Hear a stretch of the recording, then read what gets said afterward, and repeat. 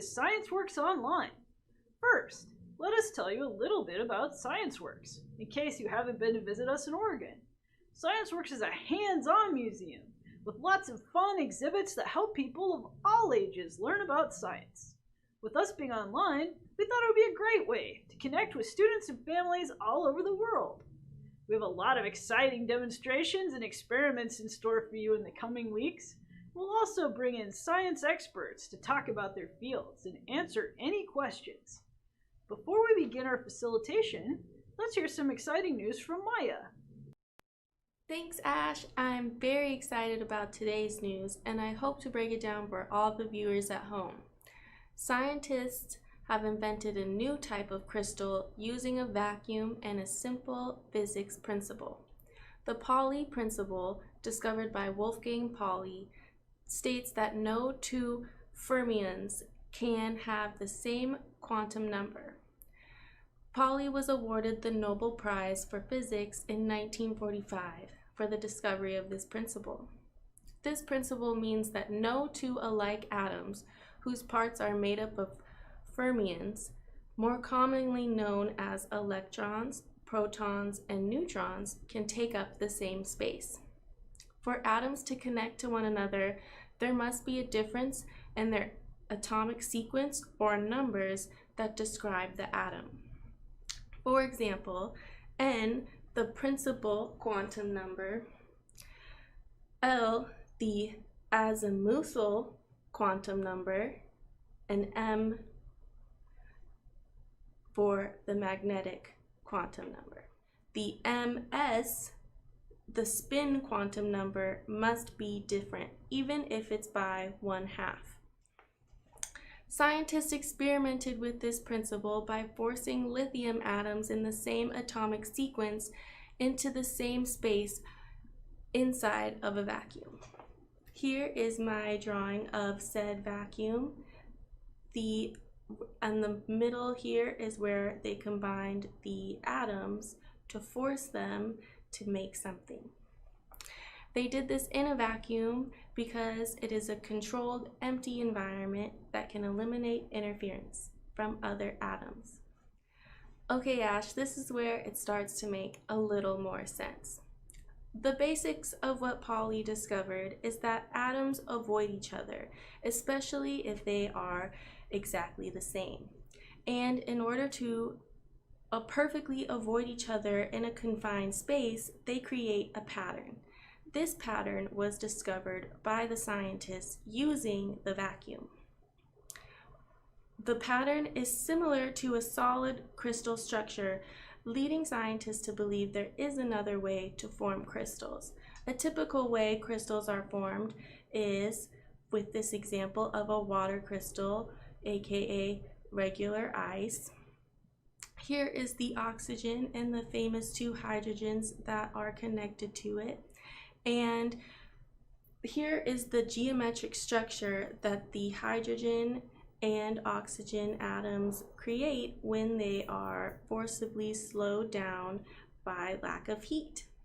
And that is how we get an ice structure. With modern technology, we can look at established principles to explore new realms of physics, and these lithium crystals are evidence of that. Here are the solid atoms. They're not connected to each other, but they were forming patterns similar to the geometric pattern seen in this crystal. So here is an example of when they put 3 atoms together, and then when they put 6 atoms together, they still formed interesting patterns. Dr. Emily Conover, with a PhD in physics, states that this discovery could revolutionize the way we look at and potentially teach elementary physics. So this is very exciting news coming from the world of physics today. Back to you, Ash. Hi, scientists. I'm Ash, and I do scientific investigations with kids like you at ScienceWorks Hands-On Museum.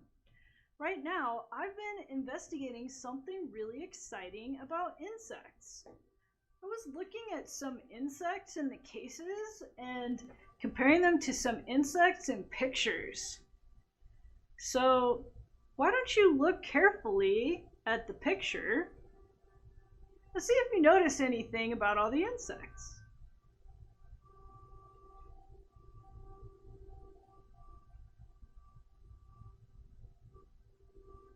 Did you notice all the different kinds of insects? Even though there's all different kinds here, there's butterflies and there's all different kinds of beetles, there's some grasshoppers and flies. There are some things that are the same about all of them. They all have some similar body parts, the same as the insects in the cases. We aren't talking about the arachnids like the spiders or the scorpions. We're talking about the insects. And the way that we know that they're insects is they have similar body parts. Insects have heads, thoraxes, abdomens, 6 legs, antenna, and 2 eyes. And they also are really exciting because they're symmetrical. So we could make a line down the middle of this beetle or this butterfly. And let's see, if we folded our picture in half, is everything on each side of our picture the same? Well, I have to fold my picture right down the middle.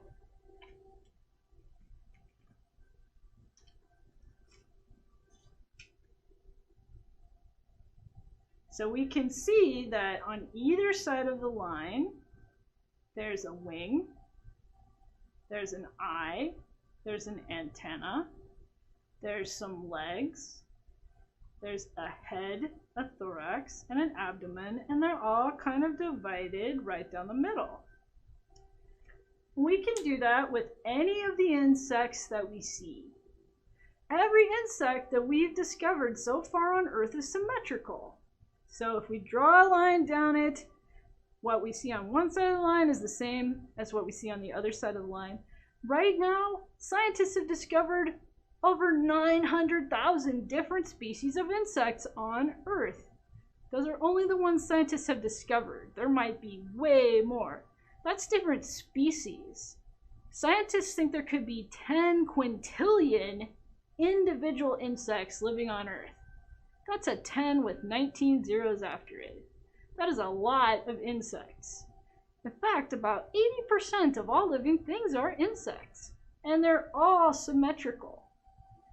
We're going to do a little investigation to learn more about symmetry. So we are going to design some insect models from paper. We're going to make them symmetrical, and we're going to see how symmetry affects how things can balance. So we are going to use some exciting science and engineering skills to do this project. We're going to learn a little bit about insects. We're going to draw some insects. We're going to make some designs. And we're going to make some modifications to our designs if we need to. So I want to show you what you're going to need for your project. For your project, you're going to need a pen or a pencil, some markers. I'm going to just lay it all out here. You're going to need some paper clips. You might need some tin foil. And you're going to probably need some tape. And you're going to need something to balance your insect on that you make. And you'll need some kind of paper index cards to make more insect. You're going to be able to have some pictures of insects. You can either maybe look at some books about insects. There's all kinds of really cool books that you can look at. If your adult says it's okay, maybe you can look for some pictures on the internet. I found all kinds of really cool insect pictures that I was able to get off the internet. Or you'll need to look at some real insects. How many legs did insects have again? They have 6. So we aren't going to use any spiders. We aren't going to use any snails. I'm not going to use any roly-polies or anything that is not an insect for this project. So once you decide what kind of insect you want to make, you're going to draw it on a piece of paper. So I think maybe I might want to make, I like stag beetles, but just to demonstrate how we could draw, I might just draw a picture of this guy. So I want to draw it like a real scientist. So I want to make sure that I get all the body parts right and that I make it big enough that we can see it, and that I want to include some details. So we don't have to spend a really long time drawing, but we do want to try to make it look like a real insect, not just an imaginary insect. We want to make real creatures from pictures we see or from nature for this project. So I noticed that my guy has some big eyes and he has long antennae. He has really funny looking feet and long legs. So I want to make sure that I'm drawing those parts. And you can see it doesn't really take a long time, but we do want to make sure that we get that head, that thorax, those eyes, and 6 legs in our picture. And we want to try to make both sides of the insect match. What's that word again? We want to make them symmetrical.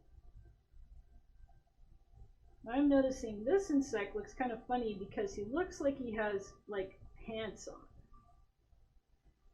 So you can see this doesn't look exactly like the photograph, but it looks close enough.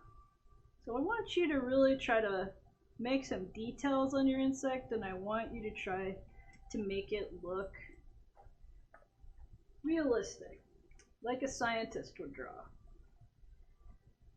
Here are a couple of stag beetles I drew the other day.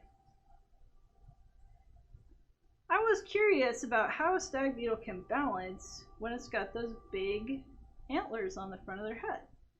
So I observed some stag beetles in a video, and then I looked at a lot of pictures, and I drew a stag beetle, and I had a lot of questions I was curious about. I bet you'll have a lot of things that you're curious about with your insect as well. So you can see when I cut my stag beetle out, I left white spaces around the antenna and around the legs. That's okay because I didn't want to risk cutting off my little skinny legs and my antenna. And it's okay to leave that white space because this activity is about seeing if we can balance our insects. So do you think this stag beetle is pretty symmetrical? If we draw a line down the middle, what's on one side of the line pretty much matches what's on the other side of the line. And now what we're going to do is we are going to see if it can balance. And then we're going to see what will happen if we move it around. So let's see if I can balance my stag beetle. First off, let's see if I can balance it on my finger. It's balancing pretty well on my finger. Kind of moving a little bit, but balancing pretty well. Let's see if I can balance it on a marker. Bouncing, oh, he fell off. Bouncing pretty well on the marker. Now we're gonna make it a little trickier. I wanna know if I move my stag beetle around on a marker, if it will still balance. Let's watch. Let's see, do you think it'll balance? No. What if we go up here? Do you think it'll balance? No. So I want to try to make my stag beetle balance. And what I'm going to do is I am going to add a little bit of weight. So I'm going to put a little paper clip on the front. Now let's see what'll happen.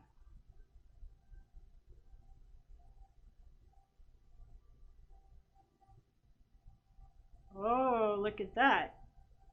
So what I want, oh, he's turning in a circle now.